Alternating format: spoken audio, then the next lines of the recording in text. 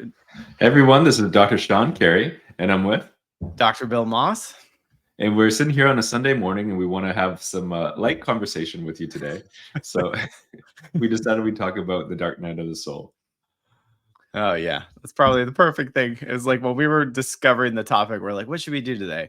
And it both jumped out as like, oh, let's do the dark night of the soul on a light Sunday morning. So, Yeah, no matter when you listen to this, it can be very relevant for a Sunday morning, but we have dark nights of the soul periodically throughout. And, first off, Sean, for, maybe like, let's define what that kind of means to, yeah. so people can identify like what the heck are we talking about when we say the term like dark night of the soul?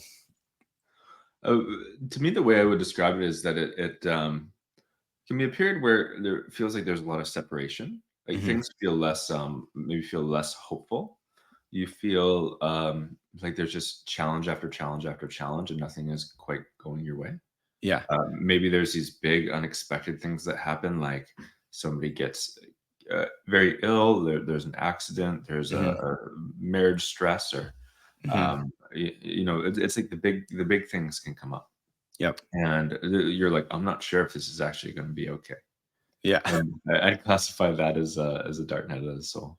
Yeah, How I would like you to describe it? yeah, I like to use the analogy like I'm in the tunnel, right? But you Yeah, can't like there was a jump off point and you can't exactly see the entrance.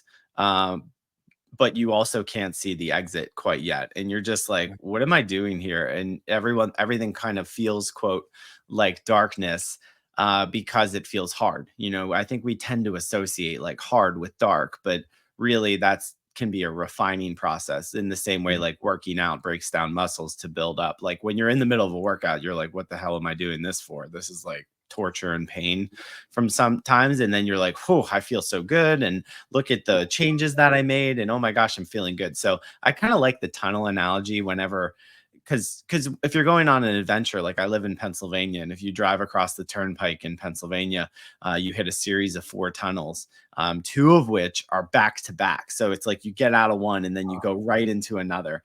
And I feel like that's hard, right? It's hard to go through 2 tunnels back to back, but Dark Night of the Soul, they're not always going on, but they are this like refining moment where you're kind of jumping off into a new a new realm, if you will. yeah. Uh, yeah. Yeah, the state of transition, and I think sometimes it can feel like we get stuck in that tunnel. Hmm. And people do get stuck in the tunnel sometimes. It's just, and it Yeah. ends up being that you're there for a longer period of time than you necessarily have to be. Yeah. So that was one of the reasons we want to do this episode, is because there are ways to help navigate through a dark night of the soul so that you Hmm. don't have to spend so long in the tunnel. Yeah. Yeah. And And also just acknowledging that like that's what it can be. It's not always like good or bad. It just it yeah, it is at that time. And assigning a lot of like this is this is great or this is bad. It's like sometimes you just have to observe it for what it is, which yeah, is a tunnel or a dark night and overcoming, if you will. Yeah. yeah, absolutely. And we go through these on a personal level, and Mhm. I think that we have all of every human, I think, has this desire that you climb the mountain, and you overcome this period of difficulty, and then you're just sitting on the mountaintop, and you feel zen, you feel great, everything's going your way, and it stays like that for forever. And in my experience, and the experience watching many people do a lot of spiritual progression, Mhm. I don't think it works that way. It's like you Yeah. climb the mountain, and then you realize there's another mountain, and then Yeah. there's another mountain after that, and it's just something, this infinite journey that we're on. Yeah. Yeah, and, it's funny, it's like this episode, we tried to record it, and then we had an interruption, but with the mountain analogy, it's like when people climb, they have to acclimate to new levels of altitude as they go, and at first, that's just obviously more difficult, and then you adapt, and it gets better. Yeah, I was a distance runner, and when people run at altitude, they take weeks to train there to, like, really get the benefits of it. There's no benefit in just a day. You're just going to suffer because Yeah, you're not used to it. And then, but by staying there, working through it, you become stronger. So then when you face quote the race at sea level, you're much more prepared to handle the demands of the race. So, I think there's a lot of metaphors in life that we can apply to the idea of the dark night of the soul. And on an individual level, I think you've already mentioned a few of those. If people, we've all been going through that since, COVID and the pandemic. There's, been so much change, that's how I'd say it, in the world over the last couple of years, but it's been difficult, but there's been a lot of light that's been brought onto situations. And there's definitely been a lot of good that came out of it. It's not all doom and gloom. Yeah. Yeah, and it's the creation of, like, when you go through a tunnel, you're leaving something old behind and you're going into something new. And Yeah. it's that transition, and of it might feel like you're not stepping on solid footing, but it is, like, that's the process that you do to get to the solid footing. Yeah. So, Correct. Yeah. So what can we do about it? Right. yeah. Well, as for both you and I, we're modern mystery school guides, so we have a lot of tools to be able to help navigate people through this. Hmm. Some great things are a life activation, full spirit activation, and spiritual initiation through a class called Empower Hmm. Thyself. That's a really amazing way to help somebody through this process. Yep. And but other than that, like, if you're somebody, maybe you don't have a spiritual practice, or it's not that that's what you have to jump to. Something that you can do can be as simple as praying, Hmm. where you just have, like, we're all energetic containers, we're all these bubbles of energy walking around. Yeah. And ultimately, to get out of this state that we want to be in, where if you're in this period where the energy just feels really heavy, you feel less hope, maybe despair, what you want to do is bring in light that wasn't there before into the container. Yep. Praying is a great way to do that, as are some of the different modalities that we have. Yeah. And, I think prayer is one of the more neglected ones. I can say for myself, even like we have rituals that we do. We can go receive healings. There's a lot of different tools we have, but prayer is such a great form of connecting to God, Creator, and really just being grateful. There's no like formalized way, but it's really hard. And a lot of the research shows it's like hard to be in the state of fear or worry when you're giving thanks and gratitude, because there's not always, but there's typically a gap between where we want to be or who we want to become and where we are, Yeah. because we're always evolving into uh, most people are evolving or striving to become a greater version of themselves, and that can create a lot of like, well, I'm not there yet. And interestingly enough, yesterday we went to breakfast. My daughter Lauren and I, and my daughter's 4. She loves to create and draw and color, and we're waiting for our breakfast. She's coloring and drawing, and there's Bob Ross, the painter, was like on the television, right? Yeah. And Bob Ross is very therapeutic. Like Yeah. it's very like peaceful and kind of captivating. And she was watching for a little, and then she my wife was talking about how great Bob Ross is and how beautiful the paintings are. And at one point she kind of got quiet and she acted a little sad, and she was like, Bob Ross is just so much better than me at painting. And we were like, "Oh my god, Ava, you're 4. Like, Yeah. whatever you're creating is beautiful. You're exploring." He's had so many years of Yeah. activity. We're like, if that's what you want to do, you can be like that, right? And fill the gap. But oftentimes that distance makes us feel not enough, strife, and ungrateful. In fact, Yeah. Yeah. And it can look very glorious when you're looking at somebody, from the outside, that like that, or they're on TV, or they're on a stage, or wherever, they're on a Yeah, recording somewhere. And it's like, no, they probably had a really difficult time to get to that point. right. And you look at some of the I read, like, the autobiography of, or the biography of Walt Disney, and Okay.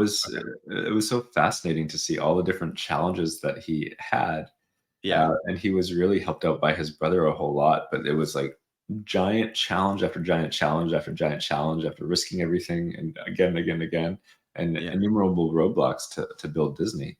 And you look at that, like, Elon Musk went through that many times. You look at all, Jeff Bezos had, like, you see those old pictures of Amazon where it was like this tiny office, with like basically nothing, yeah, and how many yeah, years that they had where there was like no profit.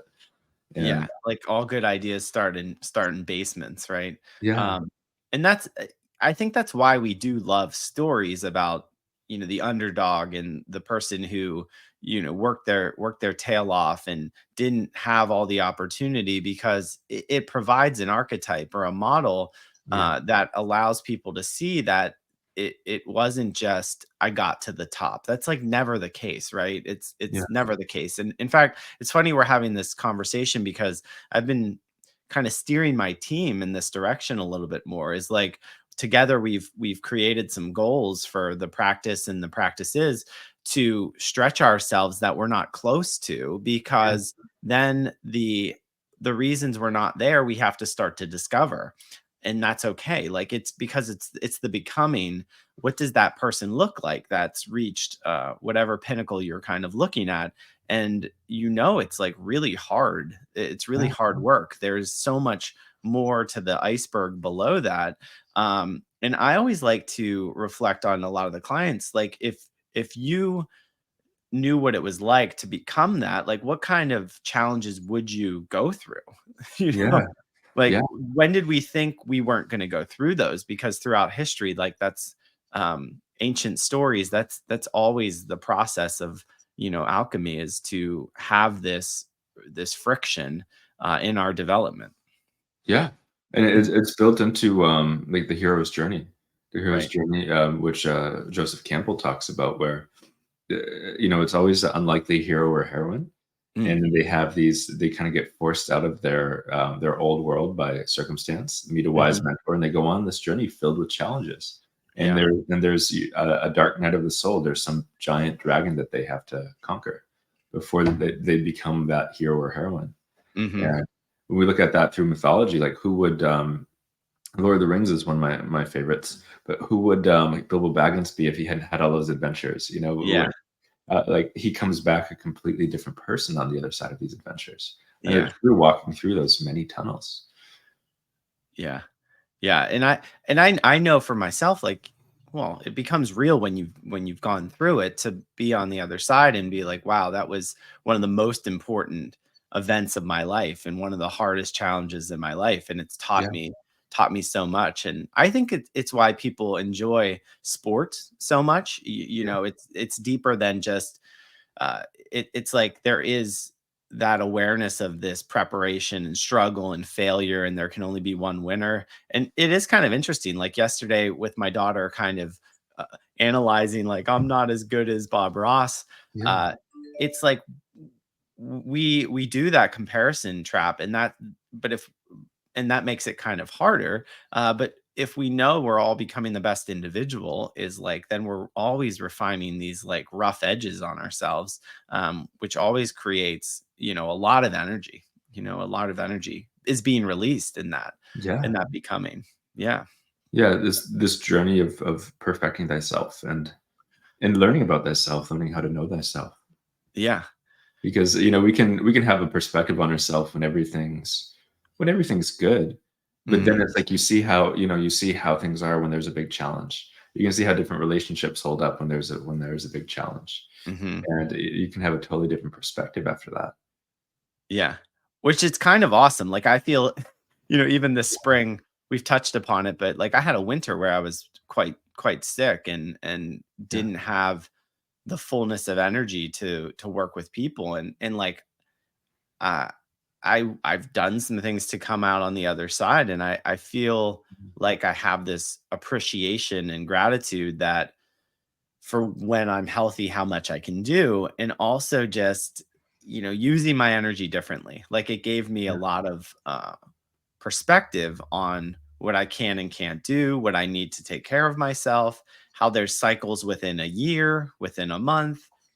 Sometimes we forget that, right? It's yeah, like there's cycles in the rhythm of the year that where we can probably push and where we shouldn't. And sometimes the dark yeah, night of the soul is actually us not listening to, right? yeah, like yeah, like we ignore inner wisdom and make it like that much harder for ourselves, because all signs have been pointing to like slow down, maybe take a break, maybe you don't have to do it all, yeah, maybe rest would be good now.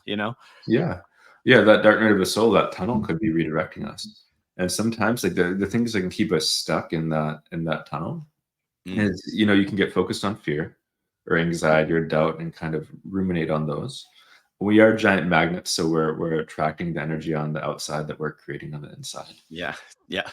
So that certainly happens, and then sometimes it's just like there's a redirection that's needed. There's a Mm. not surrendering to the divine, or Mhm. and not even allowing the divine in. Like we talked about that last time, as far as sometimes the mind is so active that we're blocking out the higher light of the divine. Yeah. But like I'll share a personal story. When I was getting started with practice, I had a really really difficult time. It was one of the it was a huge trial in my life where Mm. I had left the practice that I started working at. I worked there for a year, and then it was like, okay, it's time to open up your own practice. And at that time, I got into a really bad car accident. I got sideswiped on the highway. Mm. Had a bad concussion from that. Like in post concussive syndrome for several months, where it was like my emotions were all over the place. I was having really bad headaches.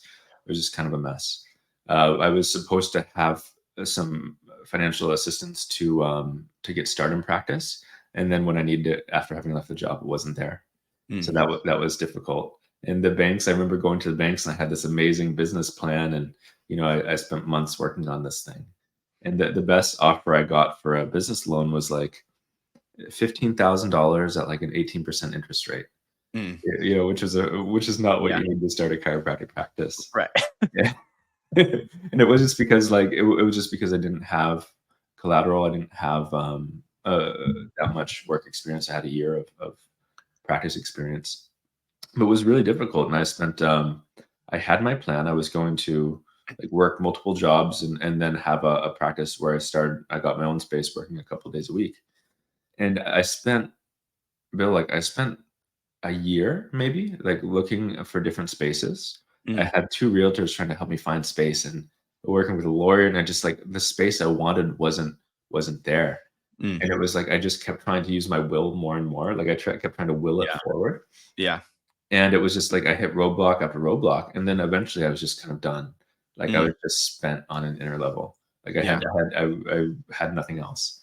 And I remember like I ended up like crying. Like I broke down one night. I was crying. I was like, God, like if you're out there, like I need help.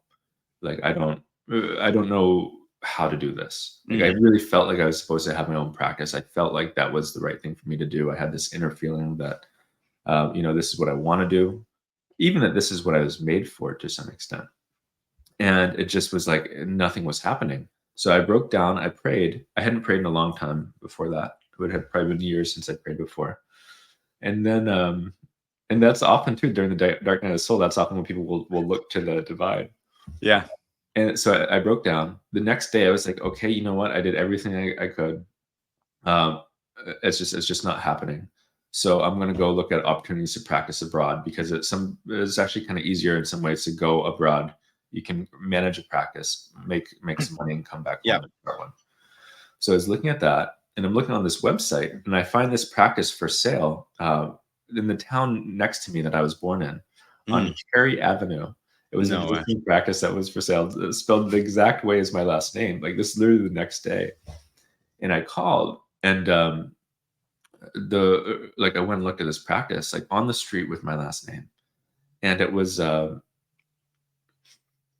just this wild experience because the fact that it was an existing practice and had existing numbers and profit Mm. completely changed everything from the bank perspective. I was able Yeah. to do an SBA loan, and then I still had to come up with a bunch of money for the down payment. But I was I was like, I'm going to do this, Hmm. and it like something opened up. And then I was talking to one of my best friends about it, and he's like, I'll loan you $10,000. And I had these, and then another Mm. best friend was like, I'll loan you $10,000. And my parents saw what I had done. I needed $30,000, and they're like, we'll give you $10,000 for this. Yeah. And then I had enough money for the down payment. It's And awesome. that's how I got started. But it was like it took me breaking down after applying my will incorrectly for a year till I had nothing left to be like, okay, God, like show me the way. That's awesome. You know, I have a similar like going into practice story in the sense that I I was an associate. I did my own thing for about a year, and then I became an associate. Um, and I did that for a year, and during that time, I knew that I knew that wasn't going to be the thing for me to really do. And I started to pray too. I was Yeah. getting up early and I was just like, this isn't it.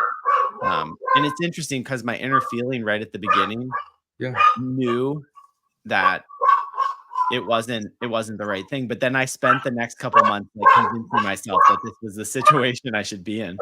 And then I had a breaking point. I was like, this is not it. And I I'm was sorry, praying. Bill. Could you pause it for just 1 minute? Yep. Sorry. Yeah, so that's really quite similar to, I mean, there's similar aspects of my story. When I was going into practice, or opening my own practice, prior to that, I did an independent contracting work where I worked out of somebody's office, and then I did an associateship. And when I went into that associateship, I was really, I was really excited about the opportunity. But I remember like the fourth day of my first week feeling like this, I was like, my gut told me like this wasn't going to be right. And then I remember spending the next like 3 or 4 months, maybe 6 months, trying to convince myself like this was a good decision, right? Yeah. And I remember just totally feeling not like that was what I was supposed to be doing. And I really started getting up early and I was doing a lot of prayer and I was praying and I was just like, I don't know what I'm supposed to do, but like show me the way. Yeah. And I remember I woke up one morning. We had a lot of time off in that winter in Atlanta because there were all these like snowstorms. And when it snowed in Atlanta, like you couldn't do anything for a week. Everything shut down because they didn't plow. You just had to wait Yeah. for it to melt. And I remember waking up one morning and I'm laying there. Lauren was there, and I'm just kind of my eyes are open, and then she knows I'm awake, and she goes, "Kutztown University has a professor opportunity," and that Kutztown University is in Pennsylvania. We were living in Georgia. This wasn't like on our radar to like have a conversation really about going back. And without a moment of hesitation, I was like, "You should apply for that job." And she was like, "Really?" And I was like, "Yeah, you should do it." And she's like, "Okay." So we started that, but we decided we were moving out of Georgia and I was going to start my practice without her having the position, even having an interview. And we moved everything up right around April 1st of 2014. And during that week of me getting settled, she was going to have to fly down and finish the school year. She actually got a call for an interview, and she had a phone interview that week. And then by 3 weeks later, she got the job. Um, so we definitely took that as a sign as the right direction, but I had no money. uh, I was a teacher. We had no money. We're like, we didn't have much saved up. We're living on as a student, both went to professional school. She had a job, but we didn't have much saved up. And when we moved back, I remember going to doing networking and I couldn't even join the one group because I didn't have the funds. And I ended up taking my retirement out that I had accumulated through teaching, which was like 35,000. I had to drive to a bank to like in Maryland to like deposit the check because I didn't have that bank locally. Like, it was a lot of these things. And then we started looking at spaces. And when I started looking at spaces, I would have considered myself a pretty impulsive person, like jump on the first one that seemed okay, but none of them seemed right. And I looked at about 17 or 18 spaces. And when I got to like the 17th space, we walked into this house. It was an old home that could be used as a business. And I was like, this just can't work. And the one place I had put a bid in, somebody else did it first. And I remember walking out of that building and feeling pretty broken and defeated. And the person who showed us the space, we knew her pretty well, and she could tell we were just like, I was disappointed, and I was like, I can't find a space. So we started walking down the street, and we just decided to walk. And Lauren, we found this open building. There was a sign on it. It said 3,700 square feet and had a name. And I was like, it's a neat space from the outside, but I was like, 3,700 square feet was more than double I was looking at the time. I'm like, there's no way this is the space. And she's like, just call. So we called. The bottom line was it wasn't that much more than the space is half the size. It had sat empty for 4 years. It had 2 floors, most businesses weren't able to go into it because they wanted to operate out of both floors. So we ended up getting this space, and it's now my office. And I had no plans for the downstairs, but now we have 2 levels. It's a center and it's a chiropractic office. And there was a lot of like this surrendering during that time, and really letting go, giving up, not willing, kind of all the things you said. And I think that kind of extracts like some of the principles that need to occur, or are good to be mindful of during a dark night of the soul. There was a lot of like reflecting, giving thanks, staying, inwardly trusting, and externally kind of letting go. Mm. Um, because I couldn't have dreamed up a better situation for myself now that was presented to me in the midst of like, this isn't going to work out, you know? Yeah. What an incredible story. And I've been to your space multiple times, and like it's perfect.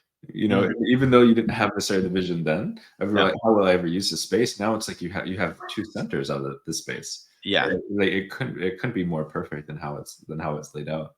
It really couldn't have. And even when we got it, my wife wanted to like spruce up the downstairs, and I was like, "There's no purpose. Why would we spruce this up? It makes zero sense." And then now I walk down there, and I'm like, "My gosh!" Like it's an amazing, beautiful center that we've done so much work in, and on.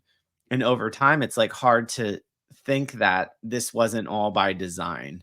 Yeah, And that's kind of the lesson. It's so easy to look back and be like, that was all by design. But it's like even the things that, like going to chiropractic school, that was a huge adventure. Deciding to be a healer was not like a pleasant thing almost. It wasn't even yeah, a thing I was like wanting to do, but yeah. it ended up happening, and it was a great decision. And I think that's part of it. And you've had that for kind of all of your spaces, right? You're now in a new building that you have both of yours in as well. Yeah. There was a lot of challenges to get that. Yeah, and that was another total dream. It was, this last space I was in was, like, we outgrew it a long time ago, Yeah. and, it was this old building. Originally, I had wanted to purchase the building, but it's old and in this, New England coastal town where everything's really expensive, and Mm, there's a lot of issues with parking. mm, So, it would've been really expensive for a building that needed major foundational work, and I was like, "What am I gonna do?" I had a 10-year lease, and it was just the rent was just it kept going up, and, I ended up finding this place for sale. I was just kinda, like, browsing Zillow one day. I wasn't necessarily looking for this, and I saw this space pop up, a mile down the road, and it was a two-story commercial building and a house, and the house I was able to rent out, which paid for a big chunk of the mortgage for the new space. that's awesome. And then I had a separate office for energy healing that I was then able to bring into the space. So I Yep. was able to like consolidate everything. There was extra rental income, and it just worked out more perfect than I'd imagined. But it wasn't really what I was looking for on a conscious level. It Yeah. just and with that said, even though it was the right thing, there was still a ton of challenges with it. There was Mm, all sorts of major challenges that popped up, but like even when you're on the right path, there's going to be challenges. yeah. One of the things I've learned about the dark night of the soul is that when I went through that one with getting started in practice, I think I stayed in that tunnel a lot longer than I had to because I was trying to apply my will and not connecting with the divine and not surrendering. Yeah. So Yeah. it probably could have been like a 3-month process instead of a year process. Yeah. And I wasn't really like I wasn't looking for spiritual help or anything like that. Mm, Uh, so it was just like it was something I was trying to will through on my own, yeah. and it was really difficult. It could have been a lot smoother. I totally, I feel like that's the X factor in all of this. Like having this conversation is like the times that I'm just like working from myself and not relying on uh divine help or Yeah. guidance. It's like I could have learned the lesson quicker, faster, and moved on. Because there was a time where I wanted to open up multiple offices and do all this stuff. And I look back and I'm glad I tried in many ways, but like now I have zero desire to like make that my reality. That doesn't even feel like a thing I want to pursue, like building up multiple offices and having this, like, I don't want that. I discovered I don't want that. Even if it was a business decision that I could get help for and stuff, like it just doesn't connect. And through a lot of those, I wasn't reaching out and praying for like guidance and wisdom and connection. Like, no, I was just trying to will it because like probably because it looked cool. And like to have Yeah. multiple practices was like something I uh it was instilled in me of like Yeah. that was the thing, but it's like that actually wasn't what I wanted. And now I know that and I'm good with it. But I look at that time and kind of the push and the difficulty in that a lot of it had to do with the fact that I wasn't connected to um the God and spirit and divinity to like help guide me through that. I was just doing it on my own. And that's much more exhausting, right? Yeah. Yeah, and that's where I think people can really lose hope because there is a divine plan, but we also have free will. So, Yeah. so that's something that like our lack of surrendering or our lack of reaching out to that can really mess up what could be for us. But Yeah. sometimes we're so attached to this human or ego vision of what it's going to be Yeah. that we just lose out on what could be that's even better. Yeah.